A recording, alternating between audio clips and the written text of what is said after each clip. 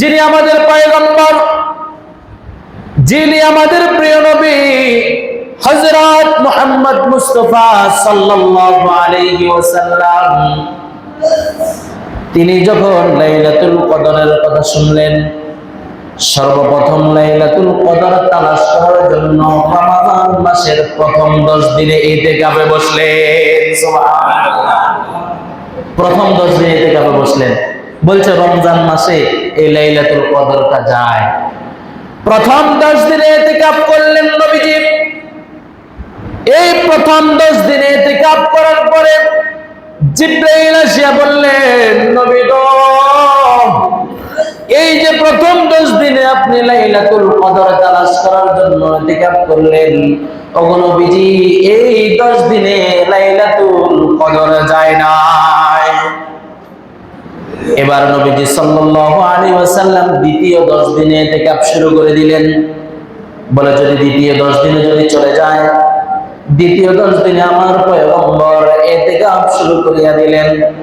ইতিকাফ শুরু করার পরে প্রিয় নবী হযরত মুহাম্মদ মুস্তাফা সাল্লাল্লাহু আলাইহি ওয়াসাল্লাম ইতিকাফ শেষ করার পরে জিবরাইল আসিয়া বললেন, নবী গো, এই 10 দিনেও আজ এই 10 রাতেও লাইলাতুল কদর আসে না। এই 10 রাতেও লাইলাতুল কদর আসে না। বললেন, জিবরাইল বলিয়া দিলেন, ওগো নবীজি, লাইলাতুল কদর হচ্ছে রমজান মাসের শেষ দশক রাত্রগুলাতে। তবে একটা জিনিস আপনাকে আমি বলে দিতে পারি, সেই রাতগুলো হলো বেজোড় রাত। সেই রাতগুলো হলো কি? বেজোড় রাত। এই বেজোড় রাত্রগুলাতে লাইলাতুল কদর যাবে। তাহলে 10 দিনে কয় রাত? 5 রাত। কয় রাত? বেজোড় রাত কয় রাত? 5 রাত। আচ্ছা, এত সহজ করে দিলেন। আল্লাহ যদি বলতেন পুরা মাস, তাহলে কি অবস্থা হইতো? পুরা মাস যদি বলতেন, আচ্ছা শেষের 10 দিন যদি পুরা বলতেন, তাহলে তো 10 দিন হয়ে গেল। এরপরে আরো সহজ করে দিলেন, মাত্র 5 রাত। কয় রাত? বন্ধু, দুনিয়ার এই সকল বাহাদুরির কথাগুলো একদিন থাকবে না। দুনিয়ার এই সকল বড়াইয়ের কথাগুলো থাকবে না। দুনিয়ার অন্তরের ভিতরে যেই অহংকার গুলো লালন করে, আমি আমল না করলে কি হয়েছে, হুজুর বলার আছে বলো, আমি শোনার আছে শুনতেছি, হুজুর বললে যাবে এটা হুজুরের দায়িত্ব ছিল, আমি শুনবো এটা আমার দায়িত্ব ছিল, কিন্তু আমল করব না। কি হয়েছে? দোকানে বসে বসে সময় কাটাবো, বাড়িতে বসে বসে সময় কাটাবো, আমার কোনো আপত্তি নাই, টিভির পর্দার দিকে আমি তাকায়া থাকবো, সবকিছু আমি করতে থাকবো, আপনি করেন, কোনো আপত্তি নাই। কিন্তু যেই দিন 2 চক্ষু বন্ধ হয়ে যাবে, ওই দিন কাউকে দুঃখ প্রকাশ করার জন্য পাবে না। কথা বুঝেন নাই? যেই দিন 2 চক্ষু বন্ধ হয়ে যাবে, দুঃখ কাকে বলবেন সেই মানুষ খুঁজে পাবেন না।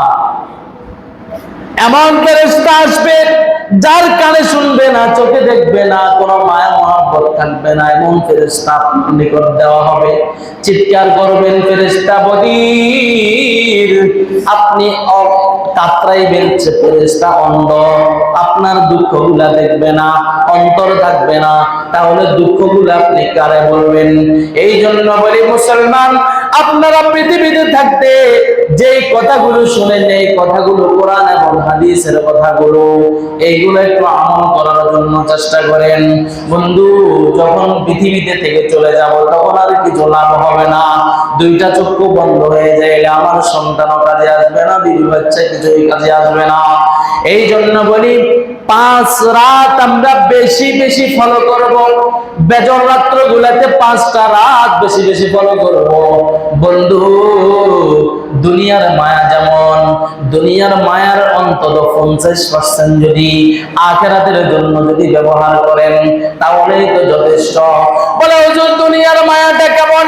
বলে দুনিয়ার মায়াটা কেমন? আপনি ব্যবসায়ের দিকে তাকায়া দেখেন, ব্যবসা ভালো হবে, ব্যবসার আয় রোজগার ভালো হবে, বেচা কিনা ভালো হবে। এই জন্য শেষ দশকে তাদের ঘুম নাই।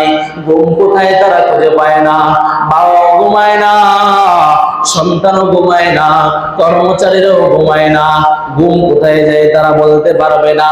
এটা একমাত্র কিসের জন্য? দুনিয়া ইনকাম করার জন্য, ঠিক না বেঠিক? কিন্তু আখিরাত ইনকাম করার জন্য, আখিরাতের নেক আমলগুলো করার জন্য আমরা কি একটু রাত্র জাগরণ হইয়া রাত্রে বেলা একটু তাহাজ্জুদের সময় আল্লাহর কাছে কান্নাকাটি করতে পারবো না? রাত্রে বেলা কি আমরা একটু জাগ্রত থাকতে পারবো না? পুরা রাত্র আপনাকে জাগ্রত থাকার কথা কেউ বলে নাই। এশারের নামাজ পড়েছেন, তারাবির নামাজ পড়েছেন, কিছুক্ষণ বিশ্রাম নেন, এরপরে উঠে যান, কিছুক্ষণ কোরআন মাজিদ তেলাওয়াত করেন, তাহাজ্জুদের নামাজ পড়েন, আল্লাহর নিকট কান্নাকাটি করেন। এটাই তো আপনার সময়।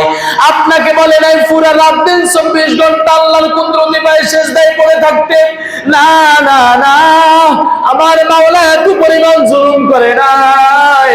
বিশেষ বিশেষ কিছু মুহূর্ত আমার আল্লাহ বলে দিয়েছেন, আমার নবী বলে দিয়েছেন, বান্দারে তোমরা এই বিশেষ মুহূর্তগুলোতে আল্লাহর নিকট কামিয়াবির পথ খোঁজো, আল্লাহর নিকট ক্ষমার দরওয়াজাগুলো খোঁজো, তাহলে তোমাদের জন্য যথেষ্ট।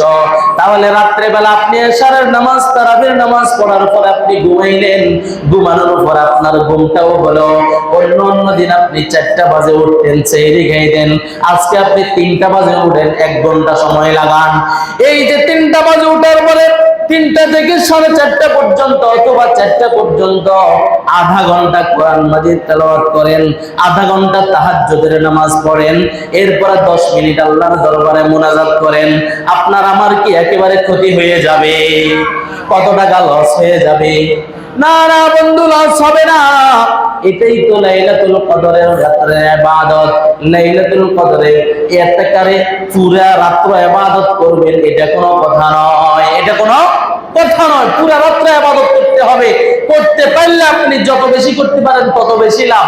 কিন্তু আপনি যে ইবাদত করার কারণে, লাইলাতুল কদরের কাজে লাগার কারণে 1000 মাসের সওয়াব পেয়েছেন, এটা তো পাবেন। কি বলেন?